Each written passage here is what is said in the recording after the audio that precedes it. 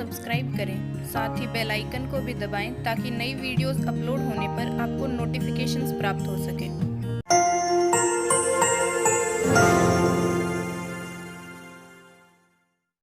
प्रश्न नंबर 3 में दिया गया है कि दिए गए आव्यूह का व्युत्क्रमणीय आव्यूह ज्ञात कीजिए। देखो व्युत्क्रमणीय आव्यूह होता क्या है, ये हमने कल पढ़ लिया था, उसमें पढ़ा था। जैसे मान लो अभी कोई भी आव्यूह ए दिया गया हो, ए का ए इनवर्स व्युत्क्रमणीय आव्यूह कहलाता है। और ये ज्ञात करने के लिए क्या करते हैं, पहले ज्ञात करते हैं ए डी जे ए और इसके बाद में सारणिक ए, ये अपने पास है। ठीक है, ये जो भी अपने पास सारणी दी गई है तो उनके सहखंडजों का आव्यूह ज्ञात करना है और उसके बाद में सारणिक का मान ज्ञात करके इसमें भाग लगा देंगे, तो ये क्या कहलाएगा, ए इनवर्स। ठीक है, तो एडीजे का अर्थ क्या था, एडजॉइंट ऑफ स्क्वायर मैट्रिक्स ज्ञात कर रहा है, उसके बाद हम सारणी ज्ञात करेंगे। तो सबसे पहले हम इसमें सारणी हल करेंगे। और इनवर्स विद्यमान कब होगा, यदि हम सारणी ज्ञात करें और सारणी का मान ए के बराबर नहीं, ए सारणी नॉट इक्वल 0, मतलब सारणी का मान अगर 0 आ जाता है तो ये इनवर्स विद्यमान नहीं होगा। यदि 0 नहीं आता तो हम इसको ज्ञात कर सकते हैं। ठीक है, तो सबसे पहले हम सारणी हल करेंगे और हल करके देखेंगे कि भाई इसमें ए का मान 0 प्राप्त होता है या नहीं। अगर 0 प्राप्त होगा तो प्रश्न आगे हल नहीं होगा। तो पहले देखते हैं सारणी हल करके। देखो इसमें भी हमें यहाँ आव्यूह दिया गया है, सारणी दी गई, तो हम इस आव्यूह किसमें बदलेंगे, सारणी में। ये प्रश्न नंबर 3 का पहला प्रश्न है, तो इसको हम बदल लेते हैं पहले सारणी में। मान लेते हैं, माना जो आव्यूह था उसको हम सारणी में बदल के ए के बराबर मान लेते हैं और उन पर सारणी में चेंज हो क्या हो जाएगी, ए के बराबर मान के आव्यूह था सारणी में बदल लेते हैं। तो उनके पास क्या आएगा, 1 2 3 1 5 1 -1 2 3 -1। अब देखो सारणी हल करने के हमने पहले भी नियम पढ़ चुके हैं, तो उनका उपयोग करो।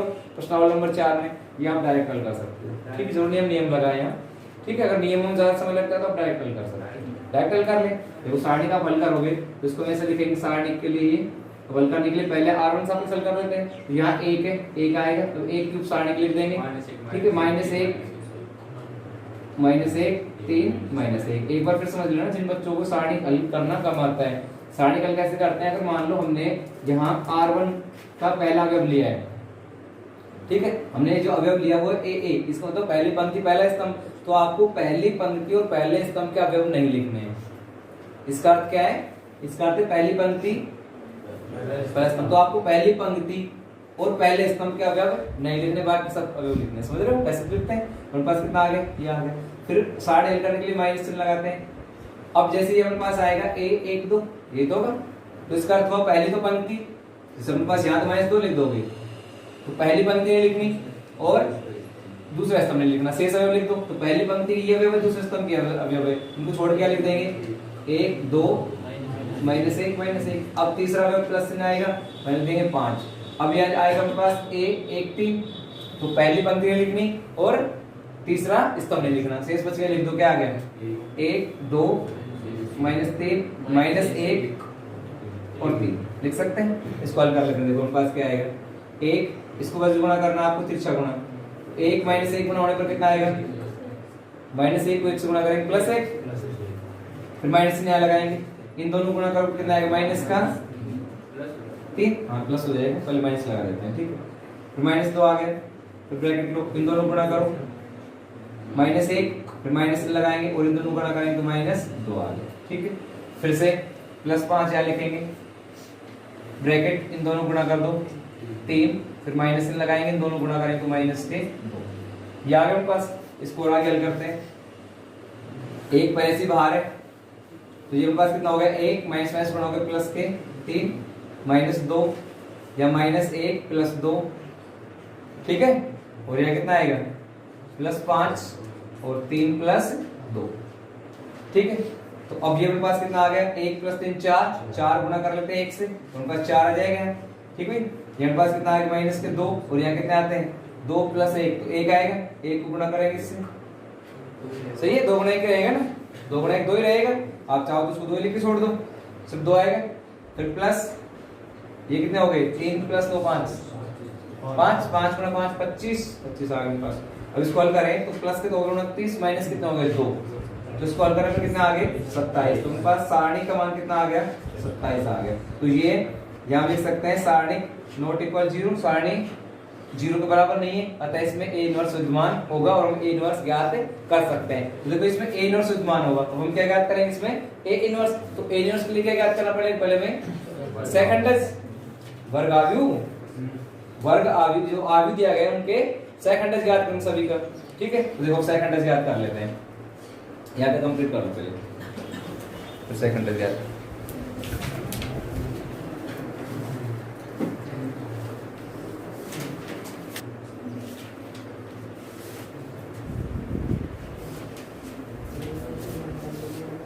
अब इससे आगे इसके हम सेकंडस ज्ञात कर लेते हैं।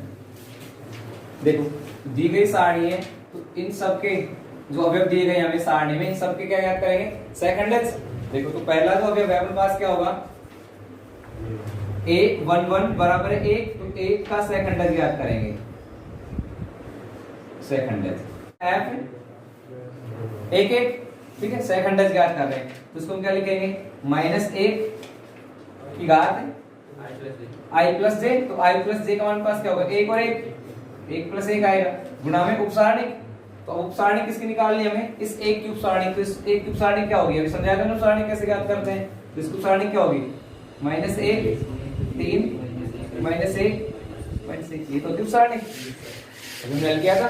ठीक है, तो अब देखो यहां से क्या आ जाएगा हमारे पास, यहाँ -1 की घात कितनी जाएगी, 2, और -1 का वर्ग क्या होता है, प्लस का 1। तो यहाँ तो 1 आ गया, इसको हल करने पर तो 1 आ गया, सारणी हल कर दो, सारणी हल करने पर कितना, इसको इससे गुणा करो, कितना आ गया, प्लस का 1, और इसको गुणा करो तो प्लस के 3।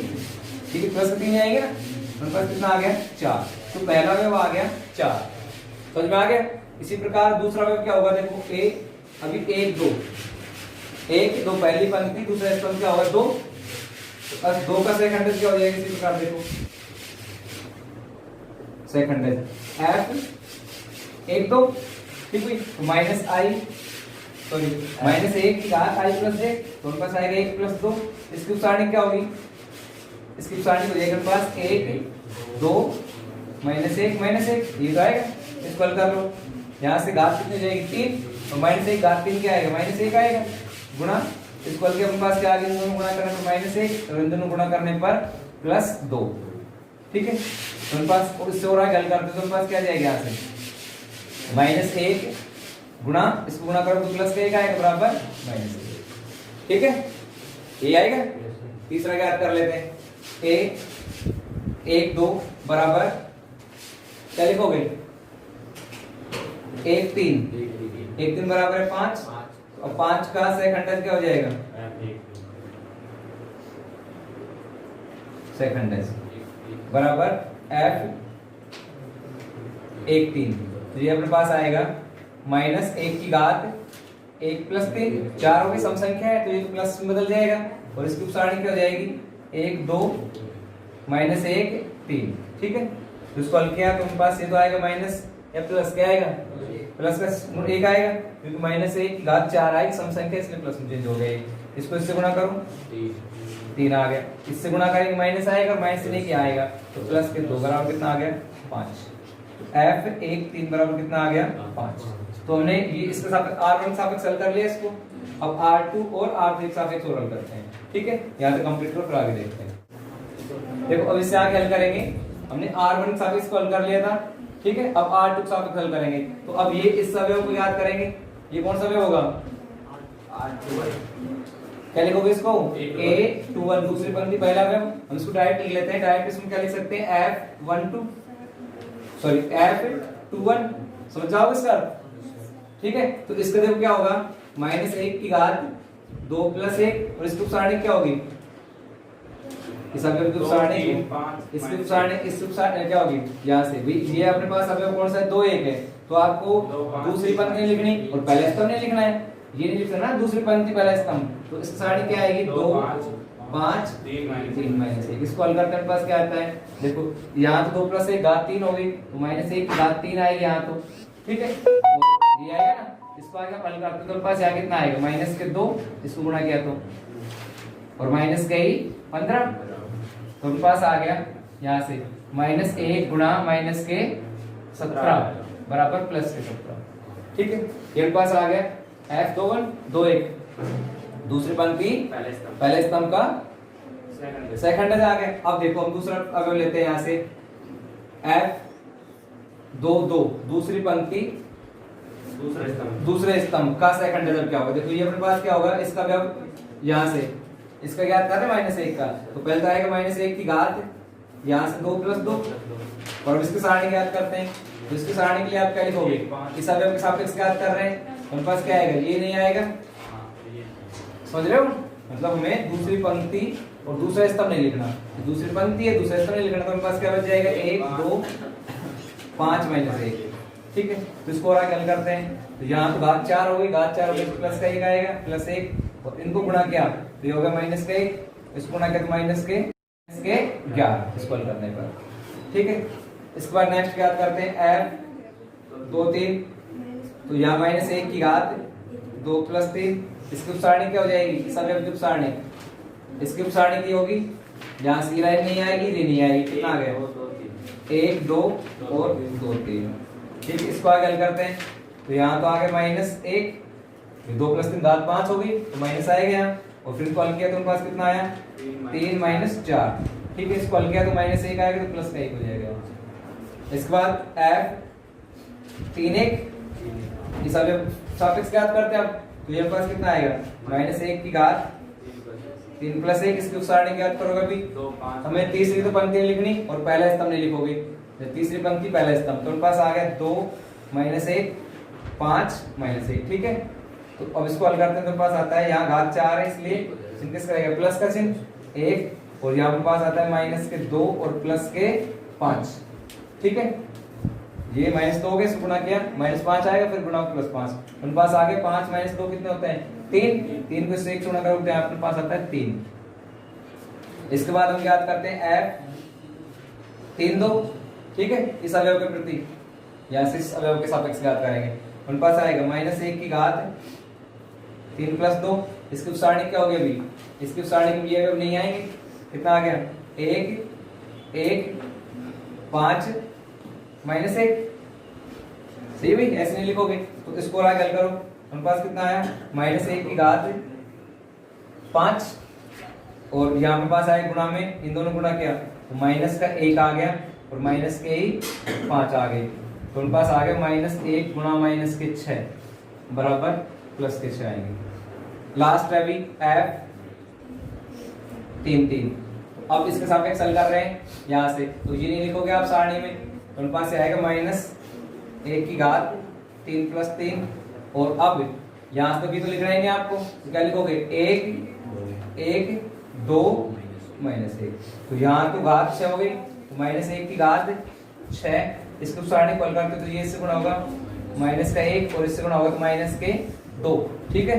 यहाँ घात सम है तो उनके पास कितना आएगा 1 गुणा -1 गुणा -3 बराबर -3। तो हमने प्रत्येक अवयव के सेकंड प्राप्त कर लिया। अब इन सेकंडों से एक आव्यूह बनाते हैं, ठीक है, तो आगे लिखेंगे सेकंडों से प्राप्त आव्यूह। तो यहाँ पे कंप्लीट करो, सेकंडों से प्राप्त आव्यूह, हम चाहे तो इसको बी से लिख सकते हैं या फिर FIJ से लिख सकते हैं, FIJ दोनों से लिख सकते हैं, चाहे तो बी से लिख सकते हैं, वो आपको निर्भर आप किससे लिखना चाहते हो, ठीक है। चाहो तो बी लिख लेना भाई, कोई प्रॉब्लम नहीं है। देखो तो अब अपने पास क्या प्राप्त हुआ, देखो पहला अवयव क्या था अपने पास, ये थे 4 -1 और 5, फिर दूसरे नंबर क्या प्राप्त हुए, देखो 17 -11 1, फिर 3 6 -3, ये प्राप्त हो गया। अब हमें याद करना है इसमें ADJ-A, ठीक है। तो ADJ क्या होता है, ये हमने पढ़ा था, ADJ-A, ठीक है। इसको हम लिखते हैं, किससे लिखते हैं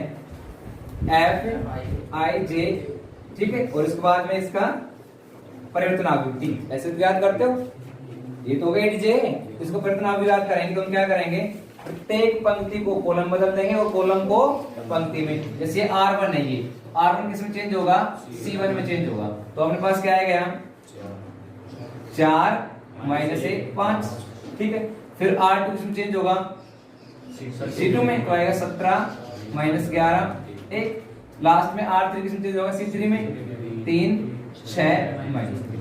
तो ये हमारे पास आ गया ADJ। और इस प्रश्न में ज्ञात क्या करना था, क्या ज्ञात कर रहे हैं हम, व्युत्क्रमणीय आवयव। और व्युत्क्रमणीय आवयव सूत्र क्या था, व्युत्क्रमणीय आवयव सूत्र था A inverse equal ADJA upon सारणिक। ये तो है, तो इसका मान रख देते हैं। देखो तो अपने पास मान रखोगे इसी में, तो पहले तो आएगा ए सारणिक का मान रखते हैं। सारणिक मान कितना आया था 27, तो 1/27 तो यहाँ आ गया, ठीक है। और अब यहाँ ये पूरा आगे लिख लेते हैं, ये आगे 4 - 1 5 17 - 11 1 3 6 -3। तो यही इसका आंसर, ठीक। ऐसे हल करना है। अब इसके शेष 2 प्रश्न तुम्हें